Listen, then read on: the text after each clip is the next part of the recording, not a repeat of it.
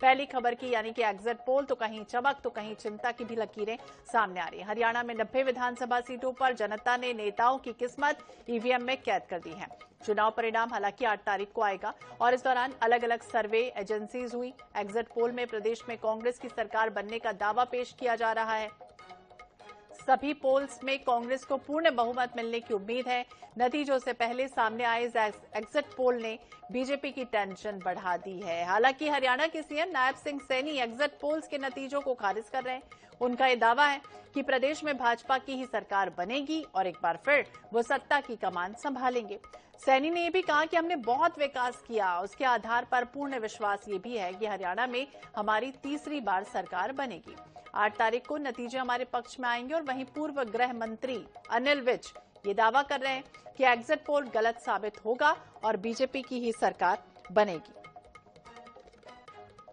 बहुमत से भारतीय जनता पार्टी की सरकार आएगी, 8 तारीख को आएगी, पूर्ण बहुमत के साथ आएगी।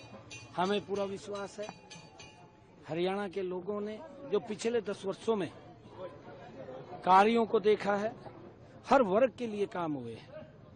हरियाणा को क्षेत्रवाद से मुक्ति दिलाई है, हरियाणा को परिवारवाद से मुक्ति दिलाई है, हरियाणा से जो भेदभाव होता था उससे मुक्ति दिलाने का काम हमारी सरकार ने 10 वर्षों में किया है। भाजपा दोनों जगह पर पूर्ण बहुमत से सरकार बनाएगी।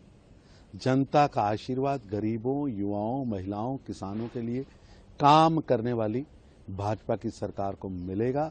प्रधानमंत्री मोदी जी ने पिछले 10 वर्षों में जिस तरह गरीब हित के लिए काम किया है, जिस तरह जम्मू कश्मीर में विकास और विश्वास को खड़ा किया है, जनता भाजपा को वोट दे रही है और परिणाम 8 तारीख को आएंगे। सभी में स्पष्ट बहुमत तो मिल ही रहा है।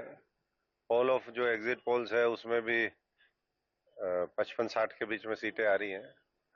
हरियाणा राहुल गांधी जी के नेतृत्व में मैं समझता हूं कि पुनः वापसी कर रहा है और जो उनका संकल्प है भारत को जोड़ने का, हरियाणा के लोगों को जोड़ने का, उनको न्याय दिलाने का, लोगों की आवाज उठा करके बाबा साहब के संविधान की जिस तरीके से रक्षा करने का उन्होंने संकल्प लिया है, आरक्षण को जिस तरीके से उन्होंने बात कही है, जो 7 गारंटियां दी हैं, जो बहुत उम्मीद के साथ हरियाणा के लोगों ने एक बार फिर कांग्रेस पार्टी के ऊपर।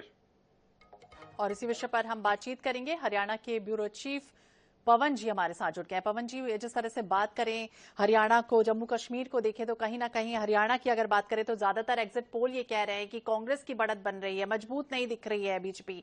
वहीं जम्मू कश्मीर की अगर हम बात करें तो एनसी कांग्रेस के साथ गठबंधन बनाती हुई नजर आ रही है। किस तरह के आंकड़े आ रहे हैं इस बार? बिल्कुल, हरियाणा की अगर हम बात करें तो हरियाणा में जो मतदान हुआ है 5 अक्टूबर को शनिवार को, इस मतदान का जो वोट प्रतिशत है वो करीब 67% वोट जो है वो पूरे हरियाणा की 90 विधानसभा सीट पर निकल कर आया है। और एग्जिट पोल के मुताबिक हरियाणा में कांग्रेस के लिए राहत की खबर है और इससे पहले लगातार 4 बार के वोट प्रतिशत के साथ अगर तुलना करते हैं और जो वोट प्रतिशत जिस तरह का रहा है उससे अगर आंकलन करते हैं और प्रदेश में चुनाव प्रचार के दौरान जो माहौल दिखा उसके आधार पर आंकलन करते हैं तो कांग्रेस की वापसी जो है वो हरियाणा में पूर्ण बहुमत की सत्ता के साथ होती हुई दिख रही है। एग्जिट पोल ये साफ संकेत जो है वो लगातार दे रहे हैं। लेकिन जम्मू कश्मीर की स्थिति जो है वो थोड़ी अलग है। जम्मू कश्मीर में गठबंधन की सरकार बनती जो है वो दिख रही है, लेकिन हरियाणा की जो स्थिति है वो लगभग तमाम जो एग्जिट पोल है उनमें कांग्रेस की तरफ इशारा कर रही है।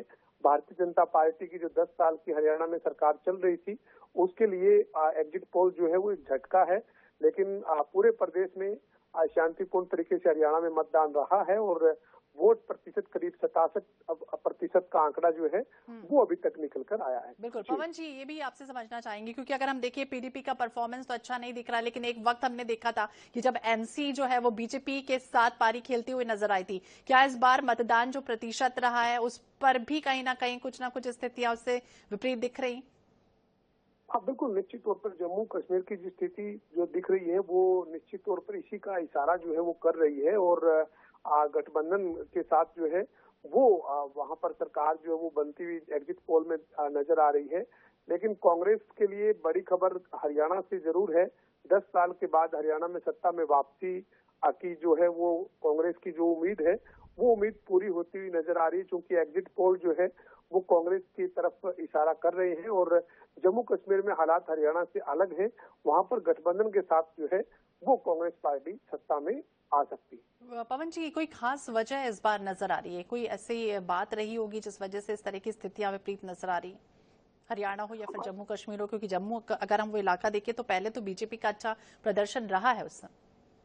हाँ, बिल्कुल निश्चित तौर पर अगर हम हरियाणा की बात करें तो हरियाणा में भाजपा के लिए सबसे बड़ी जो चुनौती थी वो यही थी कि 10 साल से पार्टी की प्रदेश में सरकार थी और एंटी इनकम्बेंसी जो है वो एक बड़ा फैक्टर बीजेपी के लिए हरियाणा में रहा है। और किसान आंदोलन जो हुआ दिल्ली और हरियाणा के बॉर्डर पर 1 साल से ज्यादा लंबे समय तक जो चला, उसका नुकसान हरियाणा में लोकसभा के चुनाव में भी भाजपा को हुआ। 10 सीटों में से 5 सीटें जो है वो भाजपा जीत पाई थी और इससे पहले 2019 में 10 की 10 सीट पर हरियाणा में भाजपा थी, लेकिन 5 सीट गंवानी पड़ी 2024 में। और वही जो वो असर जो है वो विधानसभा के चुनाव में भी प्रचार के दौरान देखने को मिला।